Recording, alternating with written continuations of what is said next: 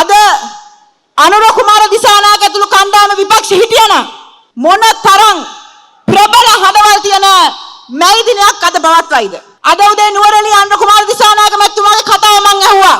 ඉස්සර වගේ නෑ. හරි සෙවලයි. හරි ලොන්තයි. හරි අජූතයි. හරි ලැජ්ජයි. ඉස්සර වගේ නෑ. එතුමා විපක්ෂ මන්ත්‍රී කෙනෙක් වෙලා හිටියනම් මේ පවත්තන දිස්ත්‍රික්ක 21 තියෙන ඒ මැයි රැලි වල සටන් ප්‍රාත මොනතරම්නම් ප්‍රබල වෙයිද? එතුමා විපක්ෂ මන්ත්‍රී කෙනෙක් වෙලා හිටියනම් ආණ්ඩුවේ පක්ෂකින් මේ වෙනකොට ඒගොල්ලෝ නාගෙන තියෙන ප්‍රමාණය නාගෙන තිබ්බනම් අද මෙතන මයික් එක කයි පුළුවන් නම් මයික් පළයි පුළුවන් නම් අද වෙනකොට ඒගොල්ලන්ට සටන් පාඩයක්වත් නැහැ. අද වෙනකොට උන්ට කියන්න දෙයක් නැහැ ස්ටේජ් එකේ. මම දැක්ක අනුර කුමාර මැතිතුමා කියනවා අපිව පත් කරේ ජනතාව අපිව රඳාපවතිනෙත් අපි ජනතාව නිසා කියලා. ජනතාව තමයි ඒගොල්ලෝ ආරක්ෂා කරන්නේ.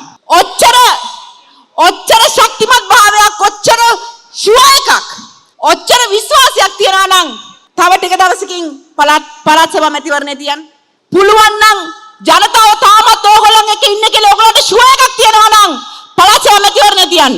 ඕගොල්ලන් මැතිවරණයක් තියන්නේ නැහැ.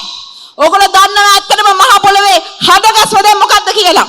යන තැන් වල පොඩි හුඬු වගේ තැන් අරගෙන පොඩි මැයි රැලි 21ක් තිබ්බයි කියලා ඔබට අද මහ පොළවේ ජනතාවගේ මතය වෙනස් කරන්න බෑ. අද මෙතනට ඇවිල්ලා ඉන්නේ සජබට ඡන්ද දීපු ජනතාව විතරක් නෙවෙයි.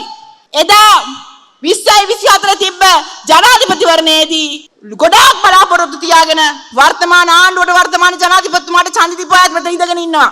ඒගොල්ලෝ දන්නවා ඒගොල්ලන්ට වැරදුනා කියලා. ඒගොල්ලෝ දන්නවා ඒගොල්ලන්ව රවට්ටුවා කියලා.